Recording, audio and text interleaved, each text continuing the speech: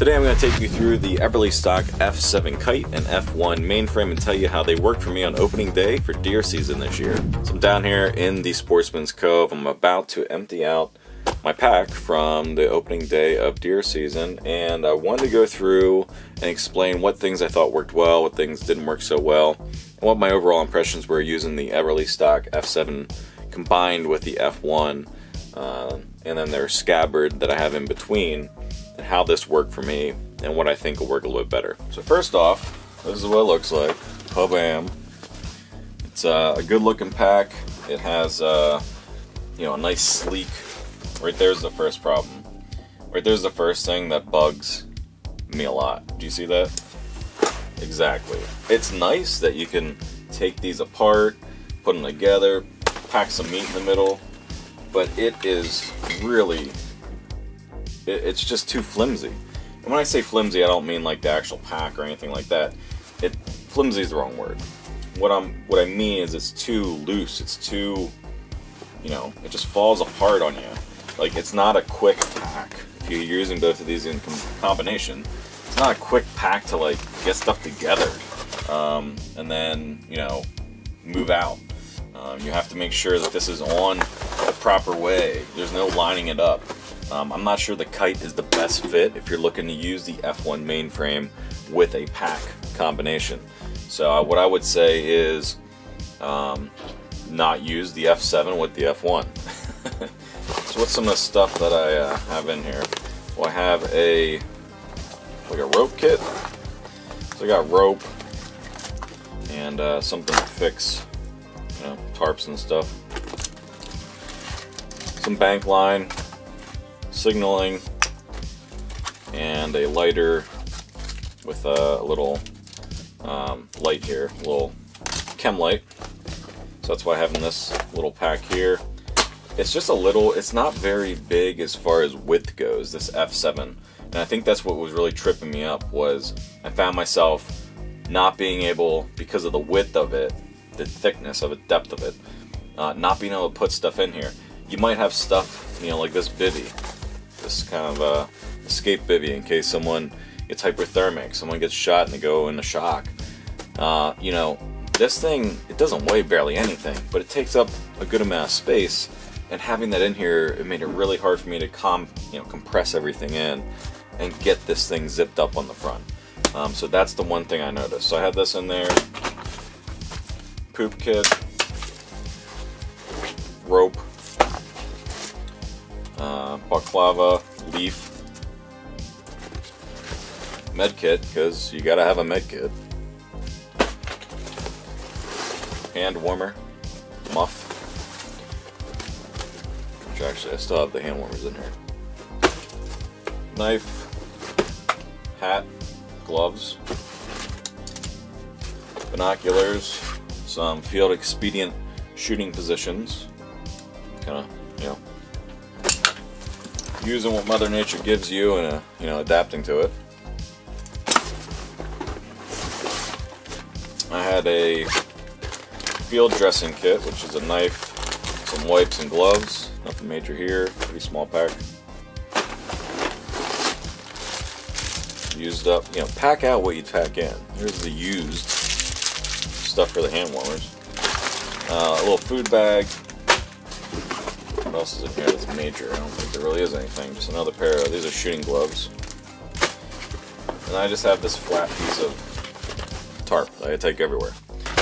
That's what was in here, and I had the antlers, the rattling antlers that were in here as well, which I actually ended up putting on the outside of the pack because putting them on the inside was just, I was getting to the point where I even said to my buddy, I said to Murr on the way out, I filled this thing up and I was like, we're going to test these zippers. So, if anything, you can pack it up and zip it up, and these zippers are pretty strong, I guess, because it was to the limit of me getting this thing shut on the way out. On the top here, I got, calls. Now this is in my own pack, little pouch I put on the top. What's that? Distancer, so you know what your sight distance is. And just some basic other stuff, batteries, carabiner, headlamp, etc. So I had that stuff in the top here. So that wasn't even on the inside. And then on the outside, water container. But that was the main thing, was this, you know, constantly having the looseness to put the gun in the scabbard and then put this back on. And then if I had to get into the pack, I had to take these off. You know, I had to take these off the front. Now I had this little, you know, I had this on the back because I don't want to get shot. So I had these on the back because once you put a backpack on, you kind of get rid of the orange on your back for the most part. So I have this on the back, but you know, I had to take all these off to unzip the front, which became a hassle for me in a way I didn't really think it would be. But constantly taking this off, and then once this is off, the pack just flops around, which is just a super pain in the butt. The scabbard did work awesome. I really liked using it. It is easy to get out of the back, but if you cinch this thing down tight, the one thing they'll tell you is it's really easy to get the gun out of the scabbard. But if you cinch it down tight, because you're hiking around, this is not easy to get out because the whole thing's cinched in against it. So I did notice that as well, which made it not kind of incapable of just grabbing it out and using it if you did do it that way. Now, to the positives, comfort-wise, packing-wise, this thing was awesome for that. So Eberlestock really did a great job with the design of their hip pad, the back, shoulder straps. I didn't really notice anything, and I had this thing packed to the gills. We hiked in from like 550 elevation to 1200. Somebody screwed up our hunt. Another hunter interfered with our hunt, and we had to hike, way over to another place we scoped out a few months ago, and then we hiked back down, another 300, down to like 900, 920 elevation, and then hiked out, back down to about 500, and this thing did great as far as comfort goes. It held everything. Can't say anything about the comfort of it.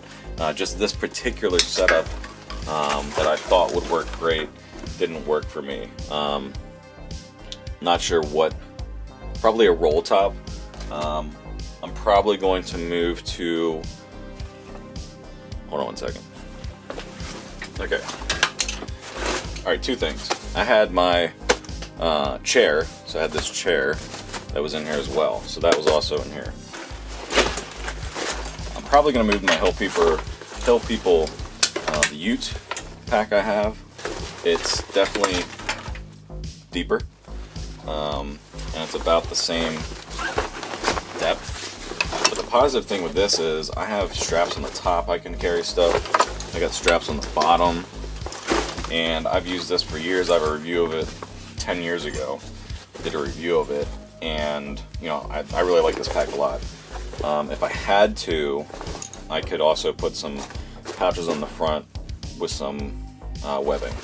But this one I converted to the way it was in the review, where now I have this paracord on the side, and once I get everything in there, I just pull up on these sides, and that's what cinches everything down. And then I just pull that down, and it's all cinched tight.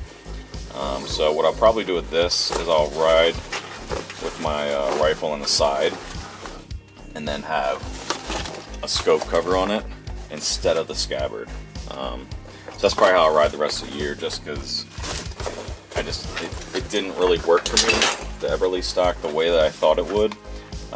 So I'm just going to have to rethink using these in conjunction with each other and the amount of stuff I'm going to carry in there. I thought it would work, and it didn't work exactly the way I liked it. But I really like the comfort of it. So another Eberlestock setup might work better for me. I might get they have these two bags that go in the middle, and then you can unzip them and put your meat in the middle. That might work better for me, but yeah, that was just my experience.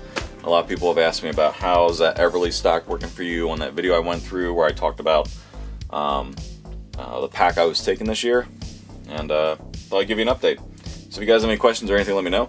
If you have used Eberlestock stuff, go ahead and put in the comments what you've used, how it's worked for you, etc. Until next time.